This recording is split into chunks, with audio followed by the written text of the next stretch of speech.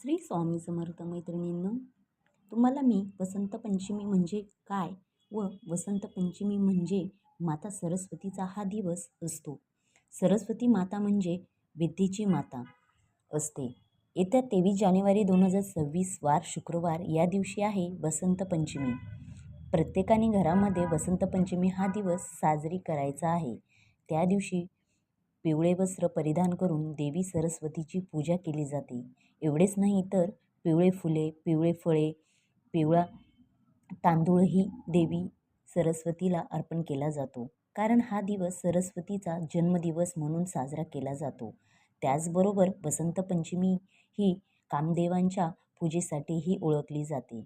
या दिवशी प्रत्येक आईने आपल्या बाळांसाठी उपाय करायचा असतो. कारण सरस्वती माता विद्येची देवता असल्यामुळे आपल्या मुलांनी खूप पुढे जावे, शिक्षणात पुढे जावे, यशस्वी व्हावे यासाठी प्रत्येक आईने व वडिलांनी आपल्या मुलांसाठी हा उपाय करायचा आहे. प्रत्येक आईवडिलांची इच्छा असते, त्यामुळे या दिवशी सरस्वती मातेची पूजा आपण करायची आहे. त्यासाठी नैवेद्य दाखवायचा आहे. जर प्रत्येक आईने हे कोणता नैवेद्य दाखवायचा आहे तर ते मी तुम्हाला या व्हिडिओमध्ये सांगणारच आहे. जर प्रत्येक आईने हे उपाय केले तर मुलाची त्याच्या आयुष्यात भरभरून प्रगती होते. त्यांना अपयश येत नाही. अत्यंत महत्त्वाचा हा दिवस आहे. या दिवशी माता सरस्वतीचा जन्म झाला आहे असं धार्मिक मान्यता आहे. वसंत पंचमीला माता सरस्वती पांढऱ्या कमळावर बसून हातात पुस्तक, वीणा व हार घेऊन विराजमान झाल्या होत्या. म्हणून या दिवशी माता सरस्वतीची पूजा केली जाते. सरस्वती मातेच्या हातात पुस्तक असते, मोरपीस असतो, त्याचबरोबर वीणा देखील असतो. आता मोरपीस देखील विद्येचेच प्रतीक मानले गेलेले आहे. कारण आपण मुलांच्या स्टडी टेबल जवळ ठेवत असतो नेहमी. आणि विशेष म्हणजे माता सरस्वतीच्या हातात देखील मोरपीस असतात. हा दिवस खूप मोठ्या प्रमाणात साजरा करायचा आहे. आता आपल्याला या दिवशी लवकर उठून आंघोळ करून पिवळे वस्त्र घालायचे आहे.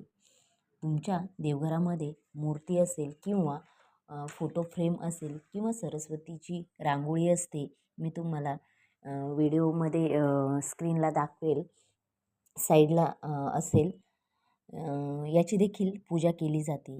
ही पूजा तुम्ही साध्या पद्धतीने करायची आहे. म्हणजेच या दिवशी पिवळे वस्त्र परिधान करून देवी सरस्वतीची पूजा केली जाते. संपूर्ण वातावरण पिवळ्या रंगात रंगून जाते. एवढेच नाही तर पिवळे फुले, पिवळे फळे, पिवळे तांदूळ देवी सरस्वतीला अर्पण करतात. का तर पिवळा रंग देवी सरस्वतीला खूप प्रिय आहे. म्हणून आपल्याला या दिवशी पिवळे वस्त्र परिधान करायचे आहे. खरं तर पिवळा रंग जीवनात सकारात्मकता आणत असतो. सूर्याची किरणे देखील पिवळे असतात. आपल्या आयुष्यातील जो अंधार आहे तो जाऊन उजेड येण्यासाठी या किरणांची मदत होत असते. म्हणून पिवळा रंग हा अतिशय शुभ मानला जातो. जो आपण नैवेद्य दाखवणार आहे तो पण पिवळ्या कलरचाच हवा. म्हणजेच बेसनचा लाडू किंवा बुंदीचा पिवळा लाडू, अशा प्रकारे हा आपण वसंत पंचमीचा दिवस साजरा करणार आहोत. साध्या पद्धतीने आपण साजरा करायचा आहे. आता या दिवशी आपण आपल्या अंघोळीच्या पाण्यामध्ये चिमूटभर हळद, गंगाजल टाकायचे आहे. खरं तर कोणत्याही शुभ दिवशी न विसरता गंगाजल पाण्यात टाकून अंघोळ करायची आहे. हे मी तुम्हाला अगोदरच्या पण व्हिडिओमध्ये मी सांगितलेलं आहे. कोणताही शुभ दिवस असेल तर तुम्ही न चुकता आपल्या अंघोळीच्या पाण्यामध्ये गंगाजल टाकायचे आहेत. त्यामुळे काय होतं तर आपल्या शरीरातील जी निगेटिव्हिटी आहे ती निघून जाण्यास मदत होते. त्यामुळे आपल्या पाण्यात गंगाजल टाकून शुभ दिवशी अंघोळ करावी. आता आपल्याला वसंत पंचमीला कोणत्या गोष्टी टाळायच्या आहेत, चुका टाळायच्या आहेत, त्याचबरोबर वसंत पंचमीला कुठल्या गोष्टी करायच्या आहेत आवर्जून आणि कोणत्या गोष्टी करायच्या नाही आहेत, तर जर तुम्हाला माहीत नसेल तर मी तुम्हाला या व्हिडिओमध्ये सांगत आहे. तर कोणती चूक करायची नाही, कोणती करायची नाही आहे चूक, हे सर्व काही या व्हिडिओमध्ये मी तुम्हाला सांगणार आहे.